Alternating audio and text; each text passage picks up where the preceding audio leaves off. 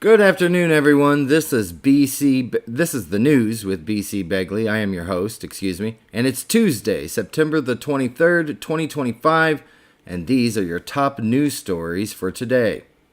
European NATO allies have vowed to shoot down any Russian aircraft violating their airspace after recent incursions.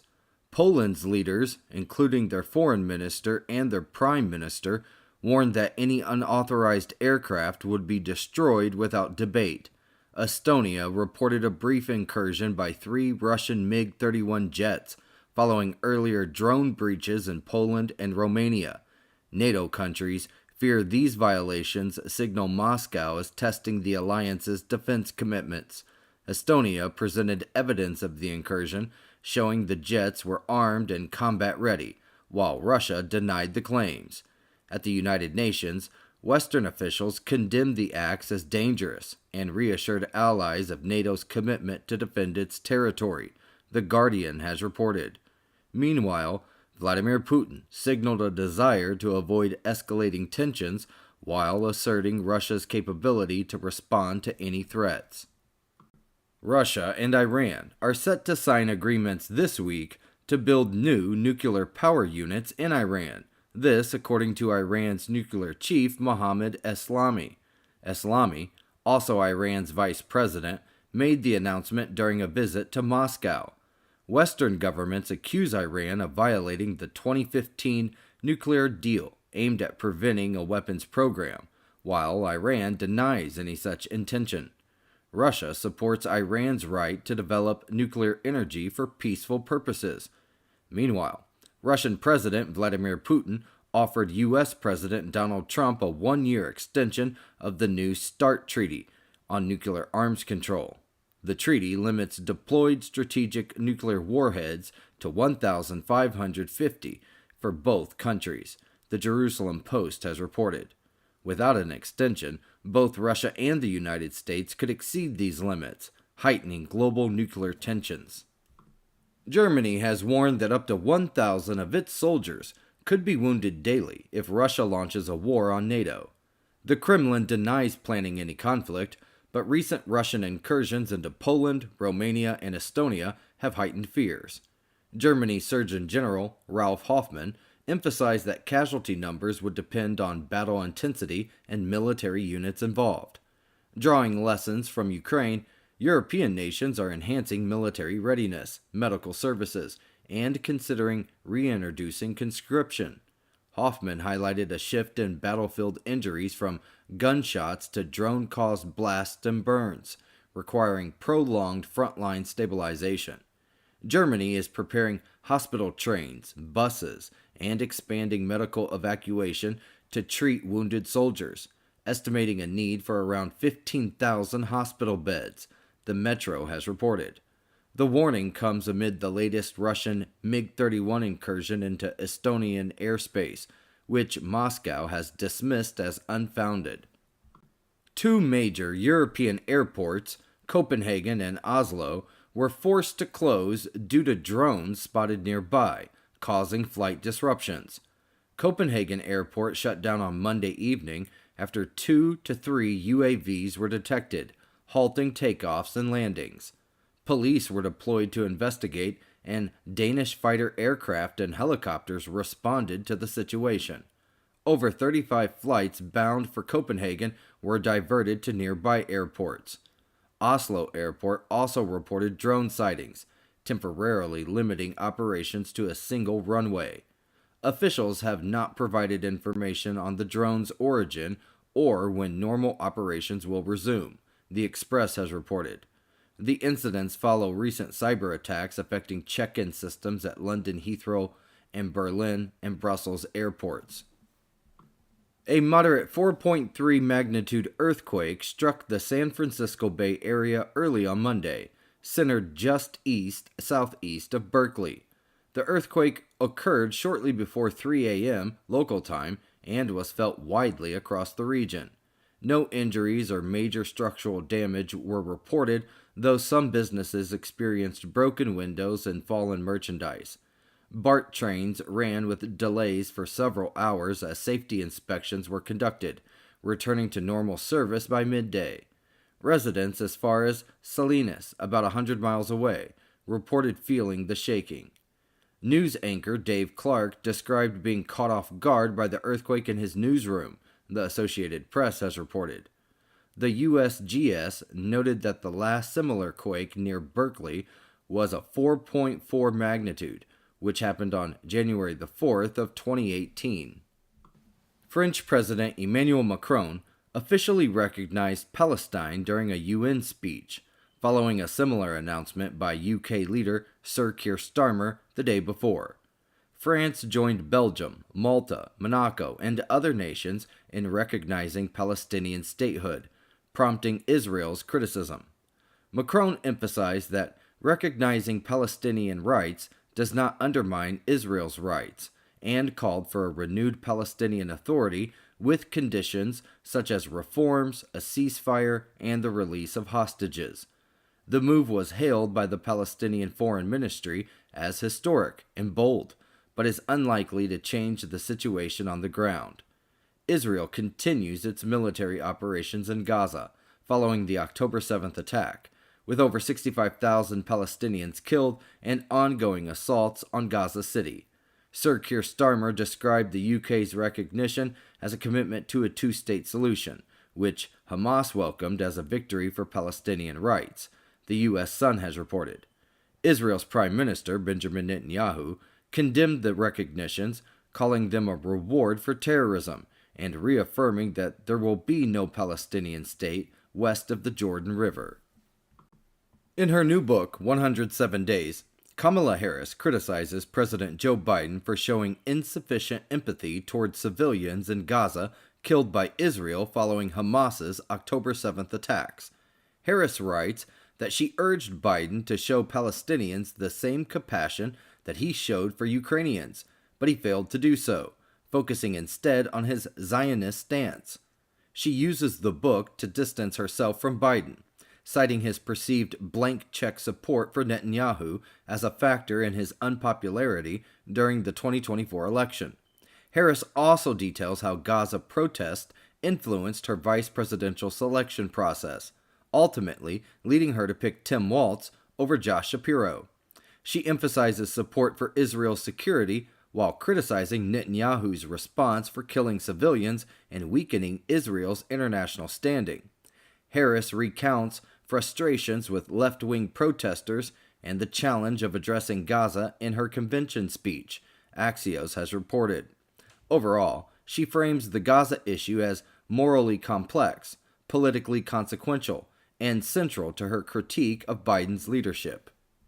Hurricane Gabrielle has rapidly strengthened into a Category 4 storm east of Bermuda, packing 140-mile-per-hour winds, but is expected to remain mostly offshore. Bermuda could still see rain, gusty winds, and large swells, while dangerous rip currents will affect much of the U.S. East Coast through midweek. Two additional disturbances in the Atlantic are also being monitored, with one east of the Lesser Antilles showing medium potential to develop near the Bahamas. The other, farther east, has a high chance of strengthening into a tropical storm by midweek, possibly curving near Bermuda like Gabrielle. The next names on the 2025 hurricane list are Humberto and Imelda. This season started slowly, but both hurricanes so far, Erin and Gabrielle, rapidly intensified into major hurricanes due to unusually warm waters, CNN has reported. With September being peak hurricane season, experts warn the Atlantic may be entering a period of heightened storm activity. President Donald Trump is scheduled to meet with Senate Minority Leader Chuck Schumer and House Minority Leader Hakeem Jeffries on Thursday to discuss government funding before the September 30th shutdown deadline.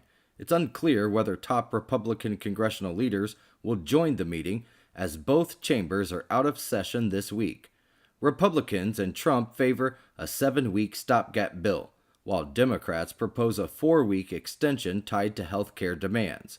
Schumer and Jeffries pushed for the meeting after previous attempts to engage GOP leaders had failed. Democrats want to highlight health care, pressing for extended subsidies and a rollback of Medicaid cuts, but Republicans insist those issues should wait. The meeting's format remains uncertain, with some recalling a heated 2018 televised debate that preceded a record 35-day shutdown, Politico has reported. The planned sit-down was first reported by Punchbowl News. President Donald Trump will present a plan to Arab and Muslim leaders on Tuesday at the UN General Assembly in New York, outlining his vision for ending Israel's war on Gaza and rebuilding the devastated enclave. Leaders from Saudi Arabia, Qatar, the UAE, Egypt, Jordan, Turkey, Indonesia, and Pakistan are expected to attend. Trump's proposal reportedly includes an Israeli military withdrawal, regional peacekeeping troops, and international funding for reconstruction, with no role for Hamas and possible involvement for the Palestinian Authority. Indonesia has already offered to send peacekeepers, while several countries have recently recognized Palestinian statehood. The war, which has killed more than 65,000 Palestinians, continues with heavy Israeli bombardments and ground operations in Gaza City. Ceasefire negotiations have repeatedly collapsed, with Israel escalating strikes even after apparent agreements, Al Jazeera has reported. Meanwhile, reports suggest that Hamas has drafted a letter offering a Trump-guaranteed 60-day truce in exchange for releasing some captives, though this has not yet been confirmed. Here's a live look at the weather radar for the news from the National Weather Service, and here is the national weather forecast for today. Widespread thunderstorms continue ahead of a frontal system stretching from the Great Lakes to the central and southern plains with a flash flood and severe weather threat. Showers and thunderstorms expected across central California with isolated flash flooding possible. Cooler temperatures come to portions of the central southern Rockies and the plains, while the rest of the country will see above average temperatures through midweek. An active and unsettled pattern over the central U.S. will not only continue, but become more organized over the next couple of days, leading to additional risks of both flash flooding and severe weather. Elsewhere in the east, a cold front from Canada, consolidating with the eastward moving central U.S. system, will bring showers and thunderstorms to the northeast the next couple of days, with some moderate rainfall possible. Much of the country will see above average temperatures through midweek, with some of the greatest anomalies across the northern tier. Forecast highs from the Pacific Northwest east through the northern Rockies and into the northern plains will be in the 70s to around 80 on Tuesday and well into the 80s on Wednesday. Okay, it's 12 past the hour, and here is the international news stories for today.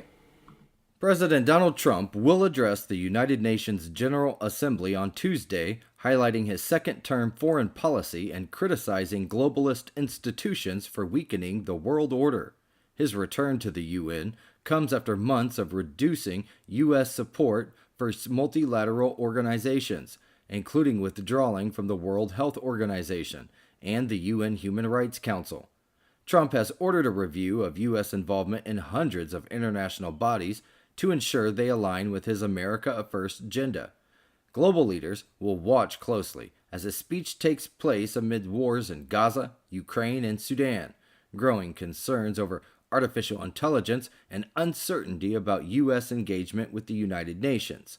President Trump has sparked controversy by ordering airstrikes on Iranian nuclear facilities and on suspected drug smuggling boats from Venezuela, actions that his critics say amount to extrajudicial killings, the Associated Press has reported.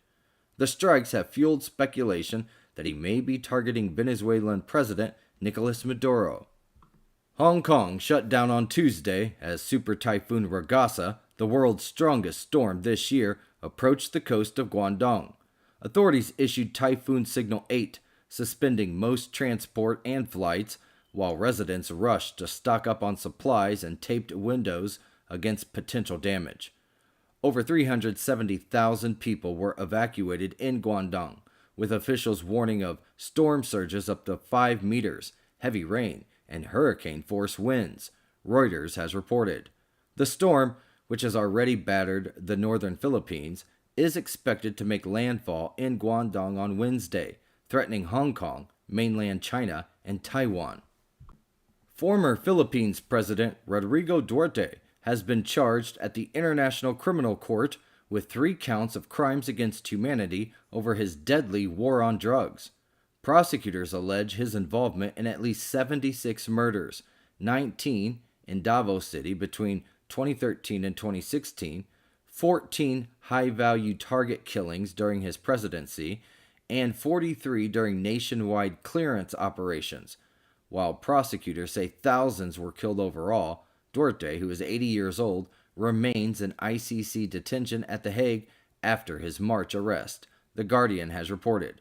His lawyer argues he is unfit to stand trial due to cognitive impairment, and proceedings have been postponed. Hak Jahan, the 82-year-old leader of the Unification Church and the widow of its founder, was arrested in South Korea on Tuesday amid a bribery investigation. Prosecutors allege the church officials bribed the former First Lady and the conservative lawmaker, both of whom are facing criminal charges.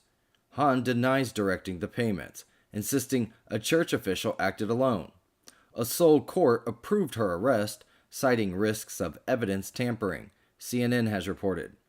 The case is part of a wider probe into corruption and abuses linked to the former President Yoon Suk-yeol, who was impeached back in April and now faces rebellion charges.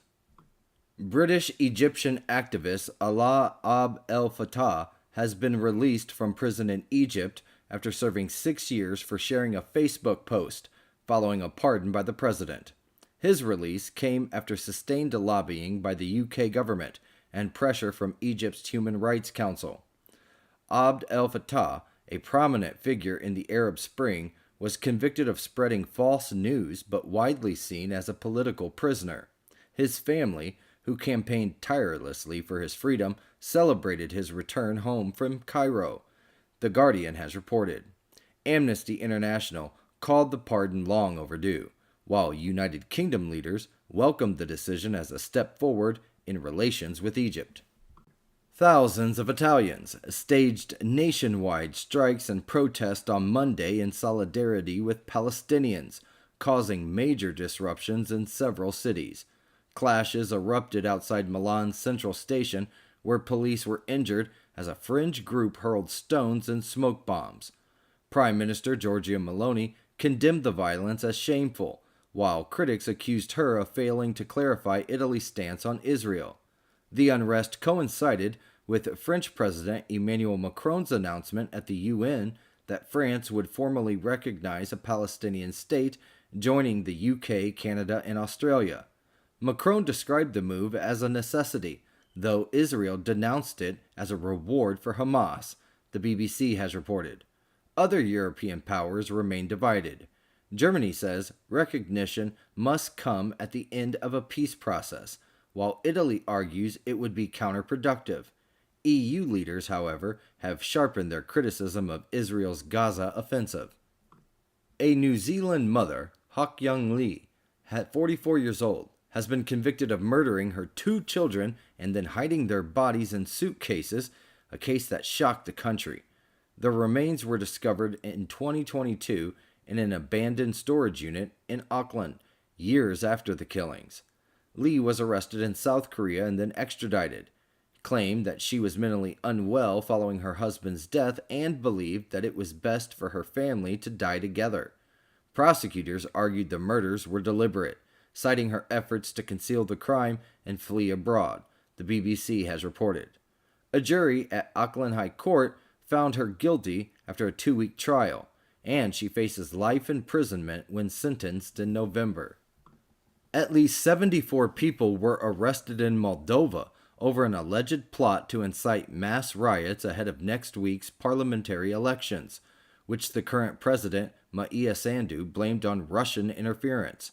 Police carried out over 250 raids, saying the suspects were trained abroad and coordinated by criminal elements from Russia. Sandu accused the Kremlin of funding efforts to destabilize the country and warned voters not to let Moldova fall under foreign influence. Moscow denies any meddling, Al Jazeera has reported. The elections are seen as crucial for Moldova and Europe, with pro-Russian opposition seeking to exploit economic frustrations, while the diaspora voters could play a decisive role. Russia and Ukraine accused each other of deadly drone strikes on civilian areas as Ukrainian President Zelensky prepared for a very intense week at the UN General Assembly, seeking support for a US-led peace effort and a potential summit with Putin. International concern has grown over the conflict spreading, following Russian drones reaching Poland and fighter jets entering Estonian airspace, prompting an emergency UN Security Council meeting. Both sides reported casualties from recent attacks. Russian strikes killed civilians in Zaporizhia, while Ukrainian drones hit Crimea and Russia's Belgorod region, the Associated Press has reported. Vladimir Zelensky stressed the need for strong international action and tighter sanctions on Russia, as the fighting and the diplomatic efforts continue with no resolution in sight. A prison riot in Ecuador between rival gangs left 13 inmates and a guard dead, with 14 others injured and some inmates escaping. The 40-minute clash involved guns, bombs, and grenades, highlighting the country's overcrowded, gang-controlled prisons. Ecuador has seen a surge in violence, with prisons under military control since January of 2024 and homicides rising sharply, CBS News has reported. The unrest follows the recapture and extradition of top drug lord, and recent attacks on prison officials underscore the ongoing lawlessness linked to the drug trade. Alright, it's 21 past the hour, and here is a quick market update for you today. The S&P 500 is down 0.17%, NASDAQ is down 0.22%, gold is up 0.85%, oil is up 1.90%, Bitcoin is up 0.12%, and the Dow Jones Industrial Average is up 0.42%. Now, here is the top U.S. news stories for today. Anibal Hernandez Santana, 63 years old, was arrested by the FBI for shooting at Sacramento's ABC 10 news station after being released on bail. He faces federal charges for possessing and discharging a firearm in a school zone and interfering with a radio station. No one was injured, but the lobby sustained bullet damage. Authorities found threatening notes at his home referencing public figures. The incident followed local protest over Jimmy Kimmel's suspension, Fox News has reported. If convicted, Hernandez Santana could face several years in prison and substantial fines. Jacob Samuel Winkler was arrested by the Secret Service for aiming a red laser pointer at Marine One as it departed the White House with President Donald Trump on board. The incident began when Winkler also shined the laser at a uniformed officer, which temporarily disoriented him. Officers detained Winkler near the ellipse, where he was found carrying a 3-inch fixed-blade knife. In an interview, he admitted pointing the laser at the helicopter and said he often aimed lasers at various objects, unaware that it was illegal, NBC News has reported. Targeting an aircraft with a laser is a federal felony that can carry up to 5 years in prison and a $250,000 fine. President Donald Trump signed an executive order labeling the Antifa movement as a terrorist organization, following the assassination of conservative activist Charlie Kirk on September the 10th in Utah. While authorities have charged a 22-year-old student with Kirk's murder, no evidence links the suspect to any group. However, authorities are currently investigating potential accomplices. Trump's order directs federal agencies to investigate, disrupt, and dismantle illegal operations by Antifa or its supporters, citing coordination to promote political violence and suppress speech. The move revives long-standing administration plans to target left-wing groups, despite Antifa being a decentralized, leaderless movement, Reuters has reported. Although the U.S. does not officially designate domestic groups as terrorists, the order expands investigative and surveillance powers over finances, movements, and potential foreign ties of those associated with Antifa. The parents of 5-year-old Thomas Cooper filed a $100 million lawsuit against the Oxford Center, its staff, and the manufacturer of a hyperbaric oxygen chamber, alleging corporate greed and negligence led to their son's death in January. Thomas died in a fire that erupted inside the chamber during treatment for sleep apnea and ADHD, with his mother unable to save him. The lawsuit claims the facility failed to warn of risks, provided no emergency escape, and violated basic safety standards. 4 Oxford Center employees have also been criminally charged, including the CEO and the operator of the chamber, NBC News has reported. The case has drawn attention to the unregulated use of hyperbaric oxygen therapy in wellness centers, which often offers treatments not approved by the FDA. 2 hunters, Andrew Porter and Ian Stasko, both 25, were found dead last week in the San Juan Mountains and died from a lightning strike. This according to authorities.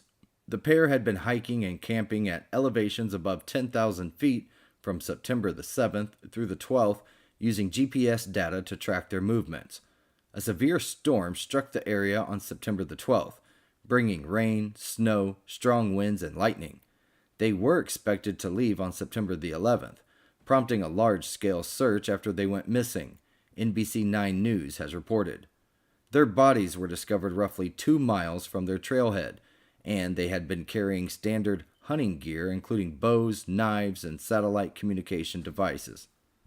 Ryan Ruth, representing himself, declined to testify in his own trial for allegedly attempting to assassinate President Donald Trump at a Florida golf club last year. Prosecutors say Ruth plotted for weeks before aiming a rifle at Trump, but a Secret Service agent fired first, forcing Ruth to flee without firing. Ruth presented 3 witnesses, including a firearms expert who testified the gun was likely ineffective, and 2 character witnesses. He faces federal charges of attempting to assassinate a presidential candidate, assaulting a federal officer, and firearm violations, as well as state terrorism and attempted murder charges, CBS News has reported. Closing arguments are scheduled for Tuesday, after which jurors will deliberate his fate. Sean Diddy Combs' lawyers asked a New York federal judge to sentence him to no more than 14 months in prison for his conviction on 2 prostitution-related charges, which could allow him to go free almost immediately. Combs was acquitted of more serious racketeering and sex trafficking charges that carried potential sentences of 15 years to life. His lawyers argued that his celebrity status, businesses, and legacy have been irreparably damaged, and that he has already served over a year in a notorious jail. They emphasized that the jury's acquittal on the most serious charges signals a degree of innocence, the Associated Press has reported.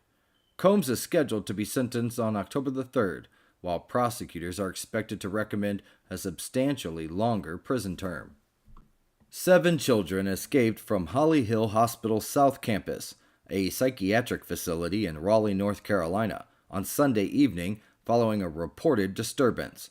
Police launched a massive search using canine teams and drones, and all 7 juveniles were back in custody within 3 hours. Authorities said the children were not considered armed or dangerous, and there was no threat to the community. Holly Hill provides inpatient and outpatient treatment for psychiatric and addictive disorders, The Hill has reported. The incident comes after a large brawl at the hospital back in December of 2024, which involved more than 20 girls and required hospital treatment for 6 of them.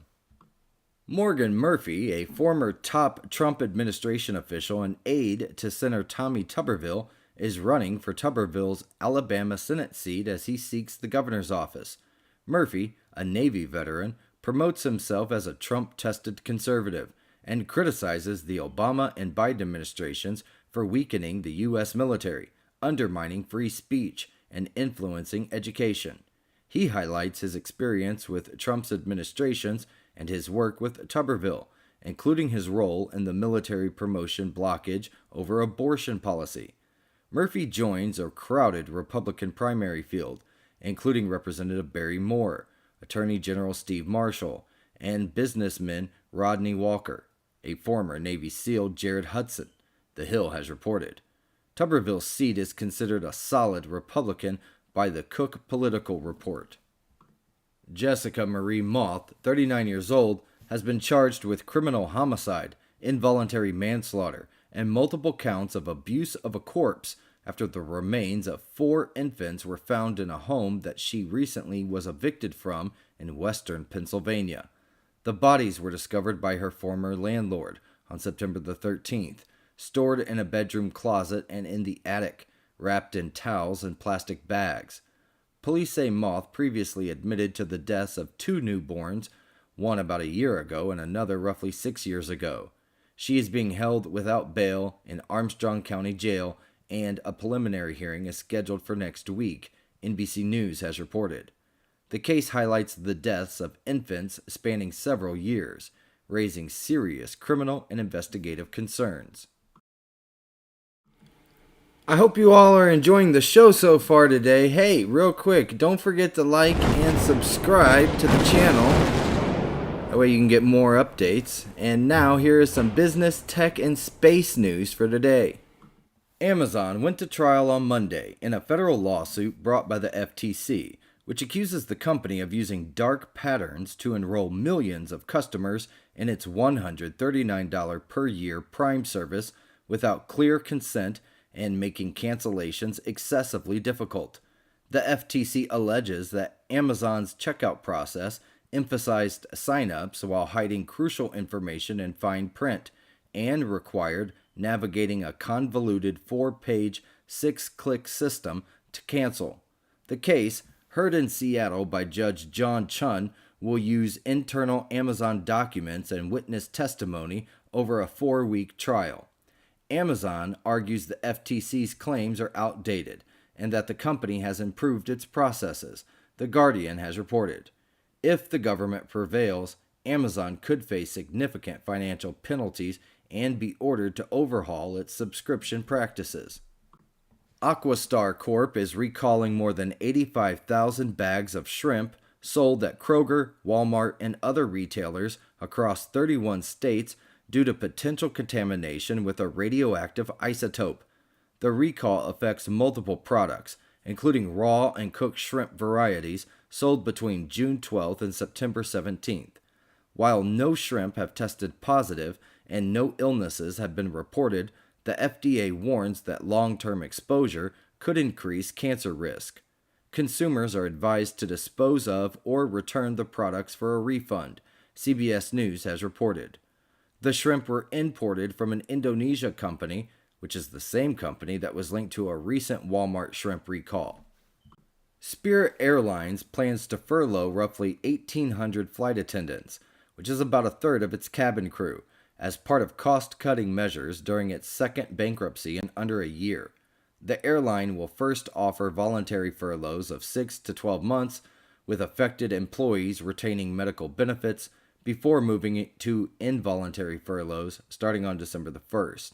About 800 attendants are already on voluntary leave, but the company has reached the limit for additional volunteers. Spirit has also furloughed pilots and is seeking $100 million in cost reductions from its aviators, CNBC has reported.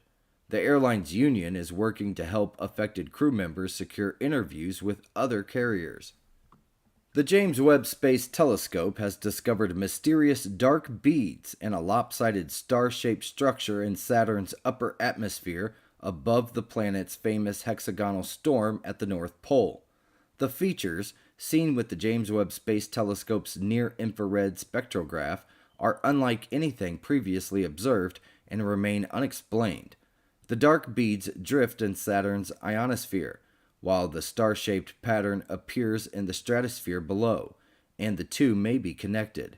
Scientists suggest the beads could result from interactions between Saturn's magnetosphere and rotating atmosphere, offering clues about energy flows driving the planet's aurora, Live Science has reported. Follow-up observations are planned, especially as Saturn reaches equinox and its closest point to Earth, providing ideal conditions to study these unusual structures. Astronomers observed a series of repeating gamma ray bursts in July, an unprecedented phenomenon in 50 years of GRB studies, typically caused by the explosive death of a star or its destruction by a black hole. GRBs usually last milliseconds to minutes, but this event, repeated 3 times over 24 hours, making it 100 to 1,000 times longer than typical bursts. The exact cause remains unknown, though researchers have several working theories. Scientists say understanding these bursts could provide new insights into the most extreme ways that stars die, CNN has reported. The discovery raises questions about whether this event is exceptionally rare or the first of many yet to be detected. SpaceX launched a Falcon 9 rocket from Vandenberg Space Force Base on September the 22nd, carrying a batch of spy satellites for the U.S. National Reconnaissance Office. The mission, NROL-48, is the 11th flight supporting the NRO's Proliferated Architecture Network, which uses numerous smaller satellites instead of a few large, costly ones. These satellites aim to provide faster, more resilient intelligence with increased coverage, revisit rates, and timely delivery of signals and images. The payloads, likely modified Starlink satellites with advanced sensors, are not publicly detailed, Space.com has reported. The Falcon 9's first stage successfully landed, marking its 18th flight, and the mission proceeded smoothly. West Berkshire Council has launched a trial using robotic pets to help reduce loneliness in in-care home residents, including those with dementia or learning disabilities. The android companions have realistic fur and sensors that respond to touch and motion, mimicking real animals. The trial will evaluate their impact on residents in 3 local care homes. Care home operator said that the robots provided predictable, non-judgmental interactions that can evoke calmness, reduce anxiety, and boost well-being, the BBC has reported. The specific care homes participating in the trial have not yet been disclosed. Okay, everyone, that is our show for today. I hope you all enjoyed it. I will see you all tomorrow at 12 noon Eastern Standard Time for another episode of The News with B.C. Begley. And until then, I hope you all have a great rest of your day.